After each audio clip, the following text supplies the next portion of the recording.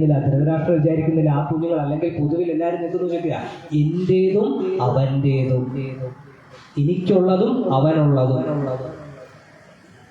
എനിക്ക് വേണ്ടി ഞാൻ ചെയ്യുന്നതും അവന് വേണ്ടി അവൻ ചെയ്യുന്നു. അപ്പം ഈ ഒരു മത്സരം, മമത്വം ഉണ്ടാകാൻ പാടില്ല. എല്ലാം എന്ത് വേണം? ലാഭേച്ഛയോ ഉടമസ്ഥാവകാശ ബോധമോ കൂടാതെ കർമ്മം ചെയ്യണം. നമ്മൾ ഭഗവാന്റെ ഉപകരണമാകുക എന്ന് പറയുന്നത് വളരെ വലിയ ഭാഗ്യമാണ്. അതുകൊണ്ടാണ് ഭഗവാന്റെ ഏറ്റവും വലിയ ഉപകരണം കരുണയാണെന്ന് പറയാൻ കാരണം. ഭഗവാന്റെ ഏറ്റവും വലിയ ഉപകരണം കരുണയാണ്. കരുണാകരൻ എന്ന് ഭഗവാന് പേരൊക്കെ ഉണ്ട്. അതുകൊണ്ട് തന്നെ ഭഗവാന്റെ ഈ ഉപകരണം നമുക്കാവാൻ സാധിക്കുന്ന അവസരങ്ങൾ ഒരിക്കലും മിസ് ചെയ്യരുത്. ഭഗവാന്റെ ഏറ്റവും പ്രധാനപ്പെട്ട ഉപകരണം. അതുകൊണ്ടാണ് കരുണ അപ്പോൾ അപൂർവമായിട്ടേ കാണാൻ കഴിയത്തുള്ളൂ ലോകത്തിൽ. അപ്പം ഭഗവാൻ കാരുണ്യം ചെയ്യാൻ നമ്മളെ ഉപയോഗിക്കുന്നുണ്ടെങ്കിൽ നമ്മൾ എന്ത് വേണം? ഭഗവാന്റെ ഉപകരണമായി മാറണം. കാരണം കരുണ ചെയ്യണമെങ്കിൽ ഞാൻ മാത്രം വിചാരിച്ചാൽ പോരാ. എനിക്ക് എല്ലാവരെയും സഹായിക്കണമെന്ന് നല്ല ആഗ്രഹമാണ്, പക്ഷെ എൻ്റെ പൈസ ഇല്ല, അല്ലെങ്കിൽ എനിക്കതിന് വേണ്ട അർത്ഥമില്ല. എന്തെങ്കിലും കാര്യമുണ്ടോ? ഞാൻ വിചാരിച്ചതുകൊണ്ട് കാര്യമുണ്ടോ? ഇല്ല. എൻ്റെ ഇഷ്ടം പോലെ ധനമുണ്ട്, പക്ഷേ എനിക്ക് ആരെയും സഹായിക്കാൻ മനസ്സില്ല. എൻ്റെ കയ്യിലുള്ള ധനം കൊണ്ട് എന്തെങ്കിലും പ്രയോജനമുണ്ടോ? ഇല്ല. അപ്പം അവിടെയും കാരുണ്യം നടന്നില്ല. ഇനി മൂന്നാമതൊരു കണ്ടീഷൻ ഉണ്ട്. എനിക്ക് സഹായിക്കണമെന്ന മനസ്സുമുണ്ട്, എൻ്റെ ഇഷ്ടം പോലെ ധനവും ഉണ്ട്, പക്ഷേ ഇത് സ്വീകരിക്കാൻ ആളില്ല. എൻ്റെ ഇഷ്ടം പോലെ വെള്ളമുണ്ട്, പക്ഷെ ആർക്കും ദാഹമില്ല. ഞാൻ എന്ത് ചെയ്യും? എൻ്റെ കയ്യിലുള്ള വെള്ളം കൊണ്ട് എനിക്ക് ആർക്കെങ്കിലും വെള്ളം കൊടുക്കാൻ പറ്റുമോ? ഇഷ്ടം പോലെ എൻ്റെ ഇഷ്ടം പോലെ ധനമുണ്ട്, എനിക്ക് കൊടുക്കാൻ മനസ്സുണ്ട്, പക്ഷെ ആർക്കും ധനം വേണ്ട. എന്ത് ചെയ്യും? എൻ്റെ ഇഷ്ടം പോലെ വസ്ത്രമുണ്ട്, കൊടുക്കാൻ മനസ്സുണ്ട്, പക്ഷെ ആർക്കും വസ്ത്രം വേണ്ട. അതിൻ്റെ ഇടയ്ക്ക് ആരും ചോദിക്കുന്നില്ല, അല്ലെങ്കിൽ കൊടുത്തിട്ട് ആരും സ്വീകരിക്കുന്നില്ല. അപ്പോൾ ഇതെല്ലാം ഒരുമിച്ച് ചേർന്ന് വരണമെങ്കിൽ ഇത് അപൂർവമായ സാഹചര്യത്തിൽ മാത്രമേ സാധിക്കത്തുള്ളൂ. നമ്മളുടെ കയ്യിൽ വെള്ളം ഉണ്ടാകുകയും നമുക്കത് കൊടുക്കാൻ സാധിക്കുകയും ദാഹിച്ചൊരാൾ നമ്മളുടെ മുമ്പിൽ വന്ന് നിൽക്കുകയും ചെയ്യുന്ന ഒരു സാഹചര്യം ഉണ്ടാകുന്നത് അപൂർവമായിട്ടായിരിക്കും. അതുകൊണ്ട് തന്നെ അത് ഭഗവാൻ നമുക്ക് ഭഗവാന്റെ ഉപകരണമാകാൻ ഭഗവാൻ നമുക്ക് തരുന്ന അവസരമാണെന്ന് മനസ്സിലാക്കുക. അതുകൊണ്ട് നമ്മളുടെ വീട്ടിൽ ഒരാൾ വിശന്ന് വന്നു കഴിഞ്ഞാൽ അയാളോട് ചോദിക്കുക, അങ്ങക്ക് വിശക്കുന്നുണ്ടോ? ഭക്ഷണം തരട്ടെ എന്ന് ചോദിക്കണം. കാരണം ചിലപ്പോൾ ഭഗവാൻ നമുക്ക് ഭഗവാന്റെ ഉപകരണമാകാൻ ഭഗവാൻ നമുക്ക് തരുന്ന അവസരമായിരിക്കും. അപ്പൊ അതുകൊണ്ട് എന്ത് ചെയ്യുക? കാരുണ്യം ചെയ്യാൻ കിട്ടുന്ന അവസരം ബുദ്ധിപൂർവം വിനിയോഗിക്കണം. അപ്പം ഉടമസ്ഥാവകാശ ബോധമോ ലാഭ ഇച്ഛയോ കൂടാതെ കർമ്മം ചെയ്യുക, ഇതാണ് പ്രധാനം. അപ്പം ഇതാണ് കർമ്മയോഗത്തിന്റെ പൂർണ്ണമായ തത്വം. അപ്പൊ ഈ ഒരൊറ്റ ശ്ലോകത്തിൽ ഭഗവാന്റെ കുശലത മനസ്സിലാക്കുക. ഭഗവാൻ ഈ ഒരൊറ്റ ശ്ലോകത്തിൽ ഭക്തി, ജ്ഞാനം, കർമ്മം, ഈ 3 യോഗങ്ങളെയും ഒരുമിച്ച് ചേർത്തുകൊണ്ട് എന്ത് ചെയ്യുന്നുണ്ട്? പറയുന്നുണ്ട്. അപ്പം ഇത്തരത്തിൽ മുന്നോട്ട് പോയി കഴിഞ്ഞാൽ നിങ്ങൾക്ക് എന്ത് ചെയ്യാൻ സാധിക്കും? ഈ സംസാര പ്രപഞ്ചത്തിൽ, നമ്മൾ ഈ കാണുന്ന വിശ്വത്തിൽ വലിയ ബുദ്ധിമുട്ടുകളില്ലാതെ, യാതനകളില്ലാതെ, ദുഃഖമില്ലാതെ എന്ത് ചെയ്യാൻ കഴിയും? ഇവിടുന്ന് പോകാൻ കഴിയും. ഈ സംസാരത്തിൽ സദാ ദുഃഖത്തോടു കൂടിയിട്ടാണ് എന്ത് ചെയ്യുന്നത്? നമ്മൾ ഈ ശരീരം തന്നെ സ്വീകരിച്ചിരിക്കും ദുഃഖത്തോടു കൂടിയിട്ടാണ്. കൊച്ചു കുഞ്ഞ് ജനിച്ച് വീഴുമ്പോഴേ എന്താണ്? കരഞ്ഞുകൊണ്ടാണ്. ഏതെങ്കിലും കുഞ്ഞുങ്ങൾ ജനിച്ചു യെസ് എനിക്ക് മനുഷ്യ ശരീരം കിട്ടി എന്ന് പറഞ്ഞതിൽ സന്തോഷിച്ചതിലും കുഞ്ഞുങ്ങൾ വരുമോ? ഇല്ല, കരഞ്ഞുകൊണ്ടാണ് എന്ത് ചെയ്യുന്നത്? വരുന്നത്. അപ്പൊ ഈ കരഞ്ഞുകൊണ്ട് വരുന്ന ശരീരം മരിച്ചു പോകുമ്പം ഏതെങ്കിലും ആളുകൾ മരിക്കാൻ നേരം യെസ് ഞാൻ മരിക്കാൻ പോകണം, ഭഗവാന്റെ ഗോലോകധാമത്തിലോട്ട് പോകാൻ പോകണം എന്ന് പറഞ്ഞുകൊണ്ട് ചിരിച്ചുകൊണ്ട് മരിക്കുമോ? അപൂർവത്തിൽ അപൂർവം ആളുകൾ മാത്രം ആ ഒരു സമാധി സ്ഥിതിയിലൂടെ ശരീരം ഉപേക്ഷിക്കുന്നവർ അപൂർവം മാത്രം. ബാക്കി എല്ലാവരും കരഞ്ഞുകൊണ്ട്. അപ്പം കരഞ്ഞുകൊണ്ട് ആരംഭിക്കുകയും കരഞ്ഞുകൊണ്ട് അവസാനിക്കുകയും ചെയ്യുന്ന ഈ സംസാര പ്രപഞ്ചത്തിൽ ദുഃഖമില്ലാതെ മാറാൻ ഈ ഒരൊറ്റ ശ്ലോകം പൂർണ്ണമായും ഗ്രഹിക്കുക. അപ്പം നമുക്ക് എന്ത് ചെയ്യാൻ കഴിയും? ഈ സംസാരത്തിൽ നിന്ന് ദുഃഖമില്ലാതെ പോകാൻ കഴിയും. അപ്പം ഇവിടുത്തെ ക്യാൻസർ, ഇവിടുന്ന് നമ്മൾ ഇറങ്ങി. അപ്പൊ ഇവിടെ ഇരിക്കുന്ന എന്നെ ഇത്രയും നേരം ശ്രദ്ധിച്ച് കേട്ടുകൊണ്ടിരുന്ന എല്ലാ മതജിമാരും പ്രഭുക്കന്മാർക്കും ഇവിടെ നിന്ന് ഭഗവാന്റെ ഗോലോകധാമത്തിലോട്ട് ടിക്കറ്റ് കിട്ടിയിരിക്കുന്നു. അപ്പം ഇനി ഇവിടുന്ന് പോയി അപ്പൊ എങ്ങോട്ടാ പോകുന്നതെന്ന് അറിയണ്ടേ? അതും ഭഗവാൻ ഭഗവത്ഗീതയിൽ പറയുന്നുണ്ട്. അതും എങ്ങോട്ടാണ്? അപ്പൊ ഇവിടുന്ന് നമ്മൾ ഇറങ്ങിയിട്ടുണ്ട്, വീട്ടിൽ നിന്ന് ഇറങ്ങിയിട്ടുണ്ട്. ഇനി എങ്ങോട്ടാ പോകേണ്ടതെന്നും ഭഗവാൻ സൂചിപ്പിക്കുന്നുണ്ട്. 8ാമത്തെ അധ്യായം 21-ാം ശ്ലോകം. 8ാമത്തെ അധ്യായത്തിൽ 21-ാം ശ്ലോകത്തിൽ പരമപദ പ്രാപ്തി എന്ന അധ്യായത്തിലാണ് വിശദീകരിക്കുന്നത്. അവ്യക്തോക്ഷര ഇത്യുക്തഃ പരമാഗതി യം പ്രാപ്യം ന നിവർത്തന്തേ തദ്ധാമ പരമം മമ. ഒന്നുകൂടെ പറയാം. 8-ാം അധ്യായം 21-ാം ശ്ലോകം. അവ്യക്തോക്ഷര ഇത്യുക്ത തമാഹു പരമാഗതി യം പ്രാപ്യം ന നിവർത്തന്തേ തദ്ധാമ പരമം മമ. ഇതാണ് ശ്ലോകം. എന്താ ഭഗവാൻ പറഞ്ഞിരിക്കുന്നത്? ശ്രീലപ്രബോധർക്ക് വേദാന്തികൾ അവ്യക്തമെന്നും അക്ഷയമെന്നും വിശേഷിപ്പിക്കുന്നതും പരമമായ പ്രാപ്യസ്ഥാനം എന്നറിയപ്പെടുന്നതും ഒരിക്കൽ എത്തിച്ചേർന്നാൽ പിന്നെ മടങ്ങി വരേണ്ടതില്ലാത്തതുമാണ് ആരുടെ ധാമം? ഭഗവാന്റെ ധാമം, ശ്രീകൃഷ്ണ ഭഗവാന്റെ ധാമം. ഭഗവാൻ വൈകുണ്ഠത്തിനെ കുറിച്ചോ മറ്റ് സ്വർഗ സ്ഥാനങ്ങളെ കുറിച്ചോ മറ്റ് ഉപരിലോകങ്ങളെ കുറിച്ചോ മഹർലോകത്തിനെ കുറിച്ചോ തപോലോകത്തിനെ കുറിച്ചോ ഒന്നുമല്ല പറയുന്നത്. ഭഗവാന്റെ മമ എന്നാണ് പറഞ്ഞിരിക്കുന്നത്. എന്റെ ലോകം, ഭഗവാൻ ശ്രീകൃഷ്ണ പരമാത്മാവിന്റെ ലോകം. അതേത് ലോകമാണ്? ഗോലോക വൃന്ദാവന ധാമം. ഭഗവാന്റെ ലോകത്തിനെ കുറിച്ചാണ് ഭഗവാൻ ഒരു ചെറിയ സൂചനയാണ് തരുന്നത്. ഒന്ന് ആലോചിച്ച് നോക്കുക. ഭഗവത്ഗീത വളരെ എന്താണ്, അത്രയും സീരിയസ് ആയിട്ട് ഒരു യുദ്ധമുഖത്ത് നിൽക്കുന്ന ഒരു ഗ്രന്ഥമാണ്. അപ്പൊ പോലും ഭഗവാൻ അത്ര വിശേഷപ്പെട്ട ആ ഗ്രന്ഥത്തിൽ ഭഗവാന്റെ ധാമത്തിനെ കുറിച്ച് സൂചന നമുക്ക് തരുന്നുണ്ട്. അത് വിഷ്ണുവിന്റെയോ മറ്റ് സ്വർഗ ലോകങ്ങളോ ഒന്നുമല്ല. മമ, എന്റെ ലോകത്തിൽ എന്തുണ്ട്? ഒരിക്കൽ പ്രവേശിച്ചു കഴിഞ്ഞാൽ പിന്നെ ഒരിക്കലും തിരിച്ചു മടങ്ങും. ബ്രഹ്മസംഹിതയിലെ ചിന്താമണി പ്രകര സ്വപ്നസു കൽപ്പവൃക്ഷ ലക്ഷാവൃതേഷു സുരഭീരവിപാലയന്തം ലക്ഷ്മി സഹസ്രശത സംഭ്രമ സേവ്യമാനം ഗോവിന്ദമാദിപുരുഷം തമഹം ഭജാമി. അതായത് ഭഗവാന്റെ ഗോലോക വൃന്ദാവനത്തെ കുറിച്ച് ബ്രഹ്മസംഹിതയിൽ വളരെ വിശദീകരിച്ച് പറയുന്നുണ്ട്. ആ ലോകത്തിനെ കുറിച്ച് ഒരു ചെറിയ സൂചന ഭഗവാൻ ഭഗവത്ഗീതയിൽ തരുന്നതാണെന്ത്? ഒരിക്കൽ വേദാന്തികൾ അവ്യക്തം എന്ന് പറയുന്നതും, വേദാന്തികൾ പലപ്പോഴും ശാസ്ത്രം അത് പഠിക്കുക, ആ ഉപനിഷത്ത് ഈ ഉപനിഷത്ത് കഠോപനിഷത്ത് ബൃഹദാരണ്യോപനിഷത്ത് അത് ആ ശാസ്ത്രം ഈ ശാസ്ത്രം അങ്ങനെ പഠിച്ച് പോയി കഴിയുമ്പോഴത്തേക്ക് അവസാനം കുറെ പഠിച്ചു എന്നുള്ളതല്ലാതെ ഭഗവാനെ കിട്ടിയോ എന്ന് ചോദ്യമാണ് അവസാനം ഉള്ളിലുണ്ടാവേണ്ടത്. അത് കിട്ടിക്കഴിഞ്ഞാൽ ഓക്കെ. ഭഗവാനെ കിട്ടിയോ എന്നുള്ളതാണ് അവസാനം. എത്ര പഠിച്ചു എന്നുള്ളതല്ല. ഭഗവാൻ അവസാനം ഈ പഠനം കഴിഞ്ഞതിന് ശേഷം ഞങ്ങൾ മുഴുവൻ ഭാഗവതവും പഠിച്ചിട്ടുണ്ട്, ഞങ്ങൾ മുഴുവൻ ഭഗവത്ഗീതയും പഠിച്ചിട്ടുണ്ട്, ഞങ്ങൾ മുഴുവൻ നാരായണീയവും പഠിച്ചിട്ടുണ്ട്, ഞങ്ങൾ മുഴുവൻ മഹാഭാരതവും പഠിച്ചിട്ടുണ്ട്. എന്നിട്ട് അവസാനം ഭഗവാനെ കിട്ടിയോ? ഇതാണ് ചോദ്യം നമ്മളുടെ ഉള്ളിൽ വരേണ്ടത്. ഭഗവാൻ പ്രാപ്യനായോ നമുക്ക്? അതാണ് ചോദ്യം. അപ്പോ പറയുന്നു വേദാന്തികൾക്ക് അവ്യക്തമായതും പറയുന്നു. ബ്രഹ്മസംഹിതയിൽ തന്നെ പറയുന്നു വേദേഷു ദുർലഭമെന്ന്. വേദേഷു ദുർലഭം അദുർലഭം ആത്മഭക്തവും. വേദേഷുക്കർക്ക് ദുർലഭമാണ് ആര്? ഭഗവാൻ. എന്നാൽ അദുർലഭം ആത്മഭക്തവും. അദുർലഭമാണ് ആത്മഭക്തി. ഗോപികമാരെ സംബന്ധിച്ച് എല്ലാവരും ഭഗവാന്റെ പത്മപാദങ്ങളെ ഒന്ന് കാണാൻ വേണ്ടിയിട്ട് കൊതിച്ചു നിൽക്കുകയാണ്. ഇന്ദ്രനെ സംബന്ധിച്ച് ഇന്ദ്രൻ ഗോവർദ്ധനോദ്ധാരണ ലീലയിൽ ശ്രീകൃഷ്ണ ഭഗവാനെ കാണുമ്പോൾ തിരിച്ചറിയുന്നില്ല കൃഷ്ണനാണ് ആ നിൽക്കുന്നതെന്ന്. കാരണം എന്താ? ഇന്ദ്രൻ കൃഷ്ണനെ കണ്ടിട്ടില്ല. മാക്സിമം ഏറ്റവും ക്ലോസസ്റ്റ് റിസംബ്ലൻസ് കണ്ടിട്ടുള്ളത് വിഷ്ണുവിനെയാണ് കണ്ടിട്ടുള്ളത്. അല്ലാതെ ഭഗവാൻ കേട്ടിട്ടുള്ളതല്ലാതെ ഇന്ദ്രൻ പോലും ഭഗവാനെ കണ്ടിട്ടില്ല. മാത്രമല്ല ദേവന്മാർക്ക് പ്രാപ്യനല്ലാത്ത ആ സർവേശ്വരൻ ഈ ഭൂമിയില് ഈ ഗോപാലന്മാരുടെ കൂട്ടത്തില് ഈ ഓടി കളിക്കാൻ വരികയെന്ന് ഒരിക്കലും ചിന്തിക്കരുത്. ഞാനിപ്പോ നിങ്ങളോട് പറയാണ്, സിനിമാ നടൻ മോഹൻലാൽ അതുകൊണ്ട് അവിടെ ക്യൂ നിൽക്കുന്നു പറഞ്ഞ് നിങ്ങൾ എത്ര പേര് വിശ്വസിക്കും? ഇല്ല. ഈ നമ്മുടെ ഇവിടെ സപ്താഹ വേദിയിൽ ക്യൂ നിൽക്കുവോ? നമ്മൾ വിശ്വസിക്കുന്നില്ല. അപ്പൊ ഇതിലും എത്രയോ ഉയർന്ന സ്ഥാനമാണ് ആര്? അല്ലെങ്കിൽ അമിതാഭ് ബച്ചൻ, രജനീകാന്ത് ഒക്കെ അവിടെ നിൽപ്പുണ്ടെന്ന് പറഞ്ഞാൽ നമ്മളെ വിശ്വസിക്കും. പ്രധാനമന്ത്രി നരേന്ദ്രമോദി കൊണ്ട് അവിടെ നിൽക്കുന്നു. ആരും വിശ്വസിക്കില്ല. കാരണം എന്താ? അത്രയും ഉയർന്ന സ്ഥാനം. അപ്പോ ഇന്ദ്രനെ സംബന്ധിച്ച് അത്രയും അധികം ഉയർന്ന സ്ഥാനത്ത് ശ്രീകൃഷ്ണൻ ഈ ഭൂമിയിൽ ഒരിക്കലും ഇന്ദ്രൻ എന്ത് ചെയ്തിട്ടില്ല, സ്വപ്നത്തിൽ പോലും ചിന്തിക്കത്തില്ല. ആ ഭഗവാനെ എന്ത് ചെയ്യുന്നു? ആ ഭഗവാനാണ് എന്ത് ചെയ്തിരിക്കുന്നത്? ഗോപികമാർക്ക് അത്ര പ്രാപ്യം ലഭിച്ചു. ഗോപികമാര് വേദേഷുക്കൾക്ക് കിട്ടത്തുപോലുമില്ലാത്ത ഈ ഭഗവാൻ വേദേഷു ദുർലഭം.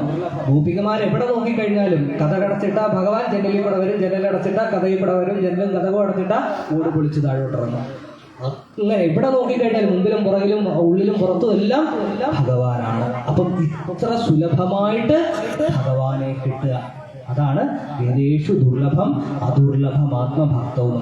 മാത്രമല്ല ഭഗവാൻ ഭഗവത്ഗീതയിൽ ഭാഗവതത്തിലെ മറ്റൊരു സന്ദർഭത്തിൽ പറയുന്നു, നാഹം വസാമി വൈകുണ്ഠേ, ഞാൻ ഇവിടെ ഇരിക്കുന്നില്ല, ഞാൻ വൈകുണ്ഠത്തിൽ. ഇത് ആരൊക്കെയോ എന്നെക്കുറിച്ച് കിംവദന്തി പറഞ്ഞു നടക്കണം. ഞാൻ വൈകുണ്ഠത്തിലൊന്നുമല്ല താമസിക്കുന്നത്. ആ ലവന്റെ ശാസ്ത്രങ്ങളിൽ പറയുന്നുണ്ടല്ലോ, ഇതൊക്കെ ചുമ്മാ, ഞാൻ ഈ വൈകുണ്ഠത്തിലൊന്നും അല്ല താമസിക്കുന്നത്. നാഹം വസാമി വൈകുണ്ഠേ യോഗിനാം ഹൃദയേനവ, ഞാൻ യോഗികളുടെ ഹൃദയത്തിലൊന്നും അല്ല താമസിക്കുന്നത്. അങ്ങനെയും പറയുന്നുണ്ടല്ലോ. ശാന്താകാരം ഭുജകശയനം പത്മനാഭം സുരേശം വിശ്വാധാരം ഗഗനസദൃശം മേഘവർണം ശുഭാംഗം ലക്ഷ്മീകാന്തം കമലനയനം യോഗി ഹൃദയാനഗമി, യോഗികളുടെ ഹൃദയത്തിൽ വസിക്കുന്നവെന്ന് ഞാൻ കേട്ടിട്ടുണ്ട്. ഭഗവാൻ എന്നെ പറ്റിക്കാൻ നോക്കുന്ന ഭഗവാൻ യോഗികളുടെ ഹൃദയത്തിലാണ് വസിക്കുന്നത്. അപ്പം ഭഗവാൻ പറയുന്നത്, അല്ല, സത്യമായിട്ട് ഞാനെന്തല്ല, ഞാൻ യോഗികളുടെ. അപ്പം വൈകുണ്ഠത്തിലും അല്ല, യോഗികളുടെ ഹൃദയത്തിലും അല്ല. പിന്നെ ഇവിടെ ഇരിക്കുന്നതെന്നറിയോ ഭഗവാൻ? മദ്ഭക്ത എത്ര ഗായന്തി തത്ര ദൃശ്യാമി നാരദ. എന്റെ ഭക്തൻ എന്റെ കഥ എവിടെ പറയുന്നുണ്ടോ അവിടെ മുമ്പിൽ വന്ന് എന്ത് ചെയ്യും ഭഗവാൻ? ഇപ്പൊ അവിടെ ഒരു കസേരയുണ്ട്, ഇവിടെ ഒരു കസേരയുണ്ട്, ഇവിടെ ഏതോ ഒരു കസേരയിൽ ഭഗവാൻ എന്ത് ചെയ്യും? ഇന്നേ വന്നിരിക്കും. ഭക്ത എത്ര ഗായന്തി തത്ര ദൃശ്യാമി നാരദ. നിങ്ങൾക്ക് അവിടാണ് കാണാൻ കഴിക്കുന്നത്, അവിടെ പന്തിയിൽ ഭഗവാൻ കാണത്തില്ല. ഇവിടാണ് എന്ത് ചെയ്യുന്നത്? ഭഗവാൻ പറഞ്ഞത്, ഇല്ല, അവൻ എന്നെ കുറിച്ച് എന്തോ കഥ പറയുന്നുണ്ട്, എന്നാണെന്ന് കേൾക്കട്ടെ. ഭഗവാന് അത് മാത്രമല്ല, ഭഗവാന്റെ കഥകൾ കേൾക്കുന്നത് വലിയ ഇഷ്ടമാണ്. കഥേന്തശ്ച മാം നിത്യം തുഷ്യന്തി ചാരമന്തി ച. എന്റെ കഥകൾ കേൾക്കുമ്പോഴും ഞാൻ എന്ത് ചെയ്യും? സന്തോഷിക്കും, ആനന്ദിക്കും, അതിൽ ആനന്ദം ചെയ്യും. തുഷ്യന്തി ച രമന്തി ച. എന്റെ ഭക്തൻ എന്റെ കഥകൾ പറയുന്നത് എനിക്ക് അത്രയ്ക്ക് ഇഷ്ടമാണ്. ജഗന്നാഥസ്വാമിയുടെ കഥ ഭഗവാൻ ഒരു സൈഡിൽ ഉദ്ധവരും മറ്റൊരു സൈഡിൽ നാരദനും വരുന്നുണ്ട്. കൃഷ്ണ കൃഷ്ണ കൃഷ്ണ, നീ പണ്ട് ഗോപികമാരുടെ വസ്ത്രാഭരണം ചെയ്തില്ലേ, നീ വെണ്ണകൾ മോഷ്ടിച്ചില്ലേ, നീ ഗോവർദ്ധനം ഉദ്ധാരിച്ചില്ലേ, നീ കാളിയന്റെ മുകളിൽ നൃത്തം ചെയ്ത്, ഇങ്ങനെ ഭഗവാന്റെ കഥകൾ ഇങ്ങനെ പറഞ്ഞു പറഞ്ഞു പറഞ്ഞ് ഭഗവാൻ ശ്രീകൃഷ്ണനെ ജഗന്നാഥ സ്വരൂപത്തിലോട്ട് ഉയർത്തുകയാണ്. ഹരേ കൃഷ്ണ. അപ്പോ അതാണ് എന്ത്? ഭഗവാന്റെ മാഹാത്മ്യം.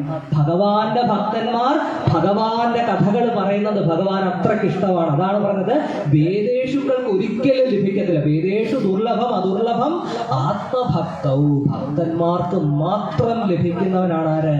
ജ്ഞാനം. അത് നാരായണീയത്തിലും ഭഗവാൻ മേൽപ്പത്തൂർ 2ാമത്തെ ശ്ലോകത്തിൽ പറയുന്നുണ്ട്, ഏവം ദുർലഭ്യ വസ്തുന്യപി സുലഭതയാ എന്ന് പറയുന്നുണ്ട്. ഇത്ര ദുർലഭമായിട്ട് ഭഗവാൻ ഇവിടെ ഗുരുവായൂർ നിൽക്കുന്നുണ്ട്. പക്ഷേ എന്നിട്ട് ആളുകൾ എല്ലായിടത്തും പലയിടത്തും ഓടി നടക്കുക. ഇവിടെ വന്നപ്പോൾ ഇവിടുത്തെ ക്ഷേത്രത്തിൽ ഇവിടെ സപ്താഹവേദിയില് ഇവിടെ ഭഗവാനുണ്ട്. ആളുകൾ അവിടെ ഇവിടെയൊക്കെ ഭഗവാനെ അന്വേഷിച്ച് നടക്കുകയാണ്. കുറെ പേര് കാശി പോകുന്നു, കുറെ പേര് രാമേശ്വരത്ത് പോകുന്നു. ഇവിടെ വന്നാൽ മതി. ഭഗവാന്റെ സത്സംഗം നടക്കുന്നിടത്ത് പ്രത്യക്ഷത്തിൽ ഭഗവാൻ കാണും. പ്രത്യക്ഷത്തിൽ ഭഗവാൻ കാണും. പക്ഷെ ഭഗവാനെ കാണാൻ നിർമ്മലമായ നേത്രങ്ങൾ വേണം. ഭഗവാന്റെ കഥകൾ കേൾക്കുമ്പോൾ നിറയുന്ന കണ്ണുകൾ വേണം. എന്നാൽ മാത്രമേ ഭഗവാനെ കാണാൻ സാധിക്കുള്ളൂ. അല്ലാത്ത പക്ഷം ഒരിക്കലും ഭഗവാൻ എന്ത് ചെയ്യത്തില്ല. എനിക്കാണോ ശക്തി, ഭഗവാനാണോ ശക്തി? നമ്മൾ മൂഢമായ ശക്തി കൊണ്ട് ഭഗവാനെ പിടിച്ചു കെട്ടാൻ വിചാരിച്ചു കഴിഞ്ഞാൽ ഭഗവാൻ അതിന്, കാരണം നമ്മളെക്കാളും എല്ലാത്തിലും ഭഗവാനാണ് സുപ്രീം. അപ്പൊ ആ ഭഗവാൻ നമുക്ക് ഒരിക്കലും എന്ത് ചെയ്യത്തില്ല. അത്തരത്തിൽ സ്ഥൂലമായ ശക്തിയോടുകൂടി ഭഗവത്ലക്ഷ്യം പ്രാപ്യമാകത്തില്ല. എന്നാൽ ഭക്തിയുടെ പാശം കൊണ്ട് ഭഗവാനെ ബന്ധിച്ചവരാണ് എന്ത്? ഭക്തന്മാര്. അതുകൊണ്ട് ഭഗവാൻ പറയുന്നു, നമേ ഭക്തപ്രണശ്യതി. എന്റെ ഭക്തന്മാർ ഒരിക്കലും തോക്കാൻ എന്ത് ചെയ്യത്തില്ല, ഞാൻ സമ്മതിക്കത്തില്ല. എന്റെ ഭക്തന്മാർക്ക് ഒരിടത്തും തോൽവി വരാൻ ഞാൻ സമ്മതിക്കത്തില്ലെന്ന്. ഒരിക്കല് കുറൂരമ്മ ഒരു തിരുമേനി, അദ്ദേഹം എന്ത് ചെയ്തു?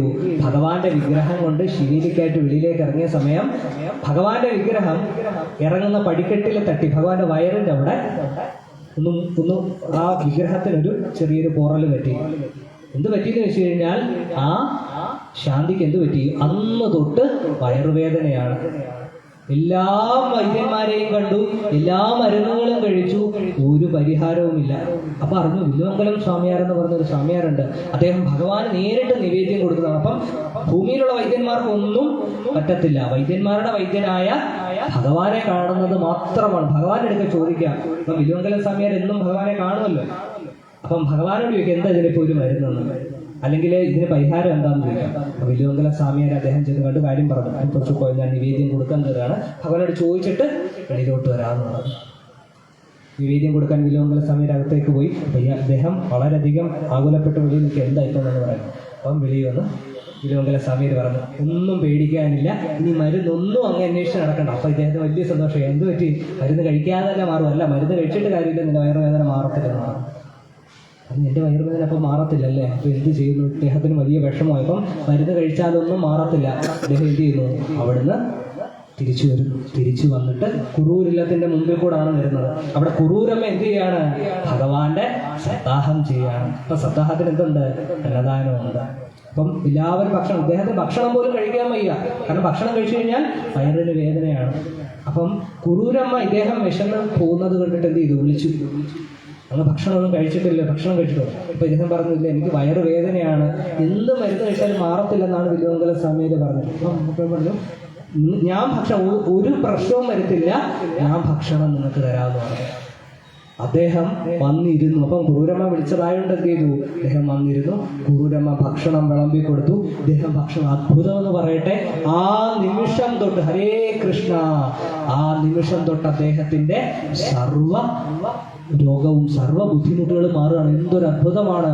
ഒറ്റ കാരണമാണ് അതിന് കാരണം. കുറൂരമ്മ പറഞ്ഞു, എന്ത്? നിനക്ക് വയറുവേദന വരത്തില്ല. അമേ ഭക്തപ്രണശി, എന്റെ ഭക്തൻ പറഞ്ഞു കഴിഞ്ഞാൽ എന്തില്ല, അതിന് ഭഗവാൻ പറഞ്ഞു, എന്ത്? നിന്റെ വയറുവേദന മാറത്തില്ല. കുറൂരമ്മ പറഞ്ഞു, നിന്റെ വയറുവേദന. ഭഗവാൻ ജയിക്കുവോ ഭക്തൻ ജയിക്കുവോ? ഭഗവാൻ പറയുന്നു, ഭക്തൻ ജയിക്കുമെന്ന്.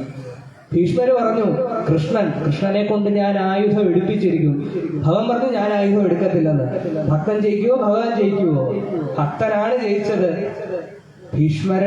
ഭീഷ്മരുടെ വാക്ക് സത്യമാക്കാൻ വേണ്ടിയിട്ട് ഭഗവാൻ പറഞ്ഞു, എന്റെ വാക്കൊന്നും ഒരു പ്രശ്നമേ അല്ല, എന്റെ ഭക്തൻ ജയിക്കാൻ വേണ്ടി ഏതറ്റം വരെ എന്ത് ചെയ്യും? ഞാൻ പോകും. അതാണ് ഭഗവാന് ഭക്തനോടുള്ള കാരുണ്യം. അപ്പം ഭക്തനാകുക എന്നുള്ളതാണ് എന്ത്?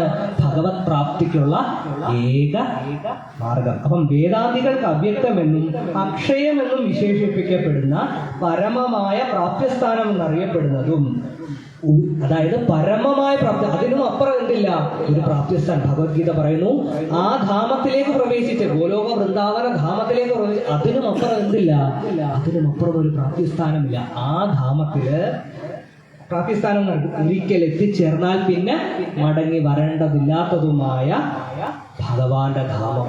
ആ ധാമത്തിൽ, അപ്പം 3ാമത്തെ ശ്ലോകം കൊണ്ട് എന്ത് ചെയ്തു? നമ്മൾ ഭൗതികമായ പൂർണ്ണമായും വിച്ഛേദിച്ചു. നമുക്ക് അപ്പം വീട്ടിൽ നിന്ന് ഇറങ്ങി പിന്നെ എങ്ങോട്ടാണ് പോകേണ്ടതെന്നുള്ള ഡെസ്റ്റിനേഷനും ഭഗവാൻ എന്ത് ചെയ്യുന്നുണ്ട്? ഭഗവാൻ ഭഗവത്ഗീതയിൽ തരുന്നുണ്ട്. അപ്പം ഈ ഭൂമിയിൽ നമ്മൾ വന്നിരിക്കുന്നത് തിരിച്ചെന്ത് ചെയ്യാനാണ്? ഭഗവാന്റെ അടുക്കിലേക്ക് പോകാനാണ്. നമ്മൾ ഒരു ചെവിട് മുന്നോട്ട് വെച്ച് കഴിഞ്ഞാൽ ഭഗവാൻ 100 ചെവിട് മുന്നോട്ട് വെക്കും. നമ്മൾ ഒരു പടിക്കെട്ട് ഭഗവാന് വേണ്ടിയിട്ട് മുകളിലോട്ട് കയറി കഴിഞ്ഞാൽ 100 പടിക്കെട്ട് ഭഗവാൻ താഴോട്ട് ഇറങ്ങും. നമ്മളുടെ ഭഗവാൻ കാത്തിരിക്കുകയാണ്. എൻ്റെ കുഞ്ഞ് എന്നെ ഉപേക്ഷിച്ചിട്ട് വളരെ കാലമായിട്ട് എന്ത് ചെയ്ത് പോയിട്ട്, അവൻ ഇന്ന് വരും നാളെ വരും എന്ന് പറഞ്ഞ് നമ്മളെ കാത്തിരിക്കുകയാണെന്ന് നമ്മുടെ പരംപിതാവായ ഭഗവാൻ ശ്രീകൃഷ്ണൻ. അപ്പം ഭഗവാന്റെ അടുക്കൽ ആ ഗോലോക വൃന്ദാവന ഭഗവത് ധാമത്തിലേക്ക് തിരിച്ചു പോകാനുള്ള പരിശ്രമമാണ് എന്ത്? ഓരോ സപ്താഹവേദികളും ഓരോ ഭക്തിയജ്ഞങ്ങളും ഭഗവാന് വേണ്ടിയിട്ട് അർപ്പിക്കുന്ന ആ ധാമത്തിലേക്കുള്ള യാത്രയുടെ മുഖട്ടാണ്. അപ്പം ആ യാത്ര ആരംഭിക്കണമെങ്കിൽ ഒറ്റ മാർഗമേ ഉള്ളൂ, ഒരേ ഒരു മാർഗമേ ഉള്ളൂ. അല്ലെ വേറെ ഒരുപാട് റൂട്ടുകളൊന്നുമില്ല. ഒരൊറ്റ മാർഗമേ ആ ധാമത്തിലോട്ട് പോകാനുള്ളതുള്ളൂ. അതിനാണ് നാമജപമാണ് ഭഗവാന്റെ ധാമത്തിലോട്ടുള്ള. അതിന് ഷോർട്ട് കട്ടും ഇല്ല, ലോങ് കട്ടും ഇല്ല, ഒറ്റ റൂട്ടേ ഉള്ളൂ. ഭഗവാന്റെ നാമം ജപിക്കുക. ഹരേ കൃഷ്ണ കൃഷ്ണ കൃഷ്ണ ഹരേ ഹരേ, ഹരേ രാമ രാമ രാമ ഹരേ ഹരേ. അപ്പം ഇങ്ങനെ കൈകൾ മുന്നോട്ട് ഉയർത്തി പിടിക്കുന്നതിന്റെ ലക്ഷ്യം അഭയമുദ്ര എന്നാണ് പറയുന്നത്. ഭഗവാന്റെ പൂർണ്ണമായ കാരുണ്യം, പൂർണ്ണമായ ശരണാഗതിയാണ് അഭയമുദ്രയെ സൂചിപ്പിക്കുന്നത്. 2 സന്ദർഭങ്ങളാണ് അഭയമുദ്ര വന്നിട്ടുള്ളത്. ഒന്നാമത്തേത് വസ്ത്രാപഹരണ ലീല. ഗോപിമാരെന്ത് ചെയ്തു? വസ്ത്രം വെളിയിൽ വെച്ചിട്ട് കുളിക്കാൻ പോയി. അപ്പൊ കൊച്ചുകുട്ടിയാണ് ഭഗവാൻ. ഭഗവാൻ എന്ത് ചെയ്തു? ഇപ്പൊ ഗോപികമാര് കാർത്യായനി വ്രതം അനുഷ്ഠിച്ചിരിക്കുകയാണ്. 2 പോയിന്റ്. അപ്പോ സ്നാനത്തിന് നദിയിലിറങ്ങിയിട്ട് തിരിച്ചു കയറുന്ന സമയം ഭഗവാൻ എന്ത് ചെയ്തു? കാലിൻ്റെ മുകളിൽ എല്ലാം ഇവിടെ സുരക്ഷിതമായിട്ട് ഇരിക്കുന്നുണ്ട്. ഓരോരുത്തരായിട്ട് എന്ത് ചെയ്യുക? കയറി വരിക. കയറി വന്നു കഴിഞ്ഞിട്ട് അപ്പോൾ എന്ത് ചെയ്തു? ഞാൻ വരുത്ത കൃഷ്ണ എന്താ പറയുന്നത്? ഓരോരുത്തരും മടി കാണിച്ചു. ഭഗവാൻ എന്ത് ചെയ്യുന്നു? പറ്റത്തില്ല. കയറി വന്നു കഴിഞ്ഞാൽ നിങ്ങൾക്ക് എന്ത് ചെയ്യാം? തരാം. അല്ലാതെ ഇത് കുറേ നാൾ യമുനയിൽ ഇങ്ങനെ തന്നെ നിൽക്കും. ഞാൻ എന്ത് ചെയ്തില്ല? തരത്തില്ലെന്ന് പറയും. എന്ത് ചെയ്തു? ഓരോരുത്തരായിട്ട് കയറി വന്നു. അപ്പം എന്താ? കൈകൾ കൊണ്ട് പറിച്ചു പിടിച്ചുകൊണ്ട് വളരെ ജാള്യതയോടെ ഭഗവാന് മുമ്പിൽ എന്തിനു വേണ്ടിയിട്ട് അവർ കാർത്തികേയത അനുഷ്ഠിക്കുന്നത്? ഭഗവാനെ സ്വാമിയായിട്ട് ലഭിക്കാൻ വേണ്ടിയിട്ട്. വളരെ കൂട്ടി ഭഗവാൻ 8ാമത്തെ വയസ്സിലാണ് എന്ത് ചെയ്യുന്നത്? ഗോകുലം ഉപേക്ഷിച്ചു പോകുന്നത്. അത്ര ചെറിയ കുഞ്ഞായിരുന്ന ഭഗവാൻ, അതിപ്പോൾ അതിലും ചെറിയ പ്രായമാണ് എന്ത്? വസ്ത്രാഭരണ ലീല നടക്കുന്ന സമയം. അത്ര കുഞ്ഞായ ഭഗവാനെ സ്വാമിയായിട്ട് ലഭിക്കാൻ വേണ്ടിയിട്ടാണ് ഗോപികമാര് വ്രതമനുഷ്ഠിക്കുന്നത്. അപ്പോൾ ഈ കുഞ്ഞിന്റെ മുമ്പിൽ അതെന്തുകൊണ്ടാണ് ഗോപികമാര് ചെയ്തിട്ടുള്ളത്? ഈ കുഞ്ഞ് സ്വയം ഭഗവാനാണെന്ന് ഗോപികമാര് തിരിച്ചറിഞ്ഞിട്ടുണ്ട്. അപ്പം ഭഗവാന് മുമ്പിൽ അസ്മിതാബോധം, ഭഗവാന് മുമ്പിൽ നാണക്കേട്.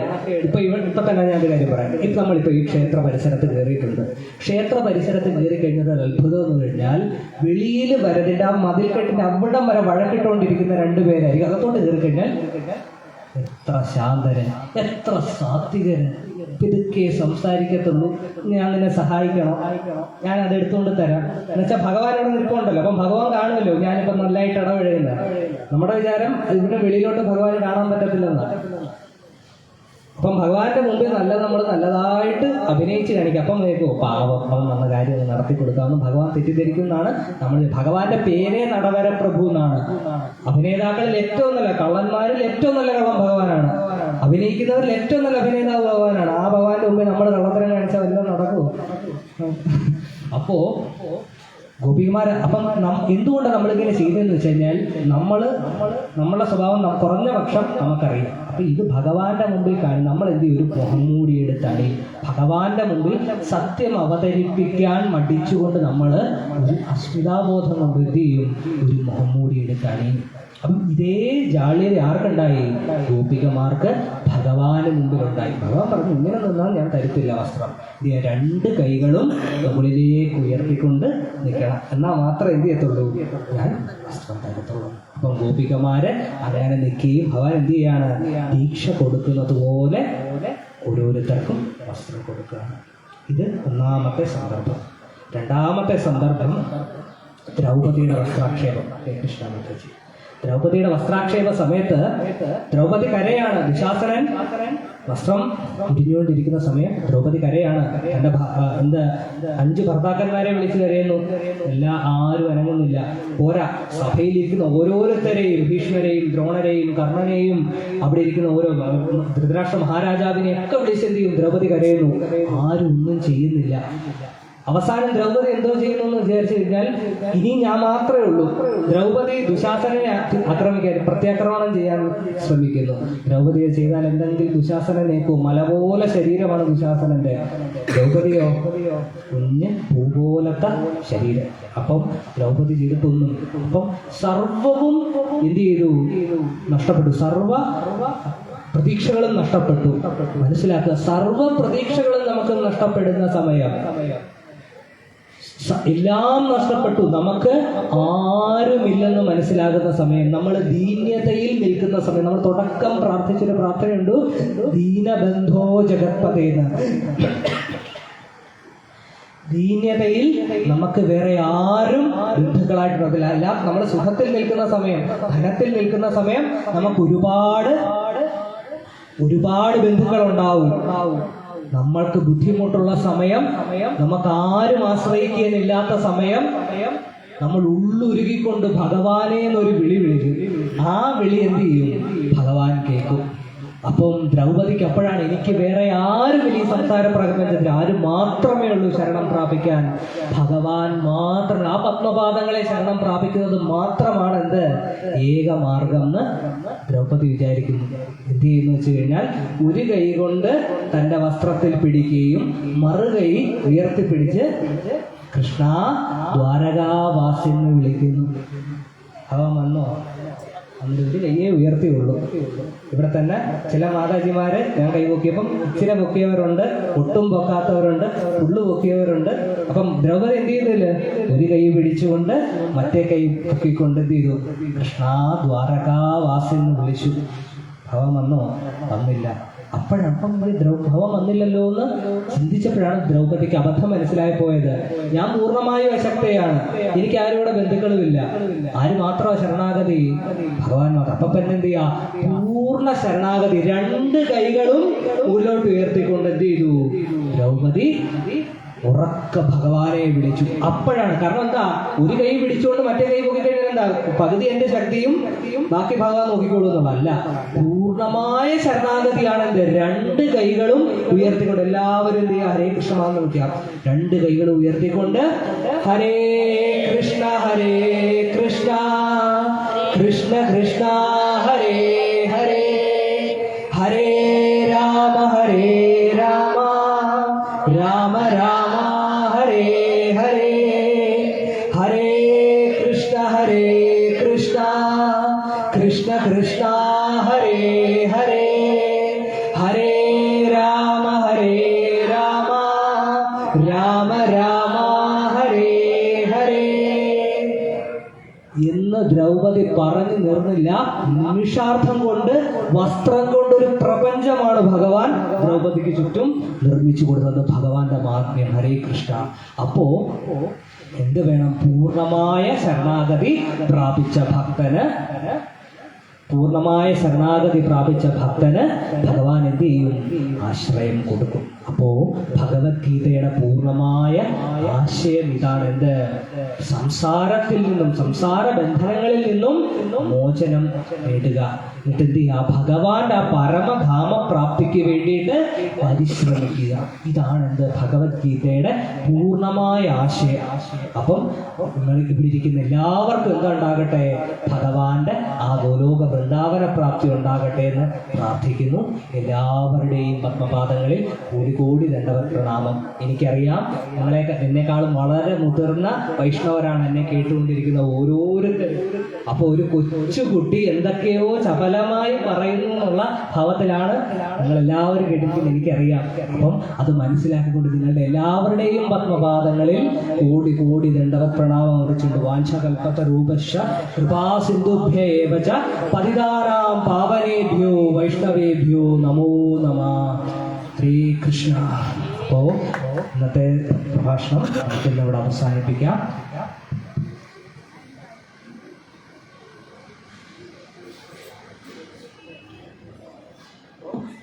ഇന്നിവിടെ ക്ഷണിച്ച സംഘാടകർക്കും ബ്രഹ്മവിദ്യാ ബാലഗോകുലത്തിലെ എല്ലാ അമ്മമാർക്കും വേണ്ടിയിട്ട് ഒരു 2 തവണ ഹരേ കൃഷ്ണ മഹാമന്ത്രം ജപിക്കാം.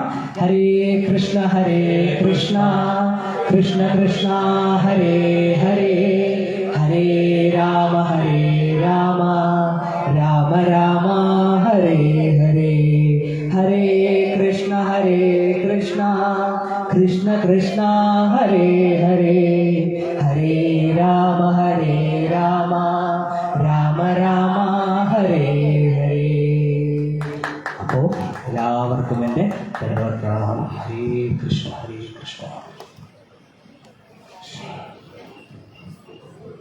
ഓം നമഃ ശിവായ. ഭക്ത സപ്താഹ യജ്ഞത്തിന്റെ 2ാം ദിവസമായ ഇന്ന് ഉച്ചയ്ക്ക് ഭഗവത്ഗീതയെ പറ്റി, ഭഗവത്ഗീത പഠിക്കണം എന്നുള്ള പ്രചോദനം നൽകുക മാത്രമാണ് ഇപ്പോൾ നൽകിയത്. അപ്പോൾ പഠിക്കുക എന്നുള്ള പ്രചോദനം നൽകി അദ്ദേഹം പിരിഞ്ഞു പോകും, നമ്മൾ അതിനെ പഠിക്കണം.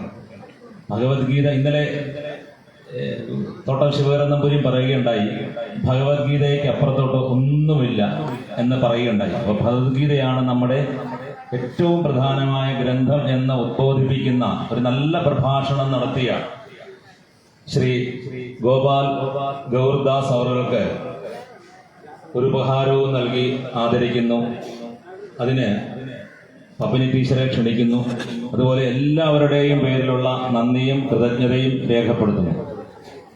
ഹരേരാമ മന്ത്രം ജപിച്ച് നമുക്ക് ഉപഹാരം സമർപ്പിക്കാം. ഹരേ രാമ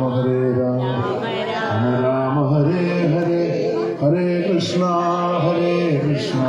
കൃഷ്ണ കൃഷ്ണ ഹരേ ഹരേ, ഹരേ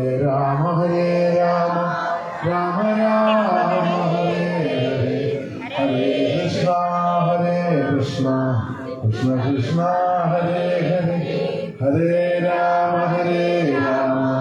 രാമ രാമ ഹരേ ഹരേ ഹരേ കൃഷ്ണ കൃഷ്ണ കൃഷ്ണ ഹരേ ഹരേ ഹരേ രാമ രാമ ഹരേ ഹരേ ഹരേ കൃഷ്ണ കൃഷ്ണ കൃഷ്ണ ഹരേ ഹരേ ഹരേ രാമ രാമ രാമ ഹരേ ഹരേ ഹരേ കൃഷ്ണ കൃഷ്ണ കൃഷ്ണ ഹരേ ഹരേ. യജ്ഞവേദിയില് ഭക്ഷണം കഴി